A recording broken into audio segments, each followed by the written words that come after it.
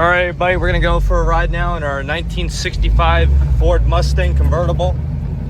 Nice thing about this, everywhere you go, you usually see a 66 Mustang, but instead this time you get to see a 65. Nice feature about this too is you see that there's no antenna in the front, it's actually in the back. With this car, you get a power top, you get a new radio, nice little wooden wheels, you can see it from the front here. And all our original gauges here except the radio. Still blast some pretty nice tunes here, if I do say so myself. Yep.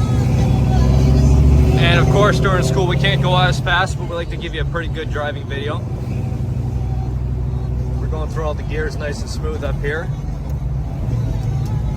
Our brakes are handling really well.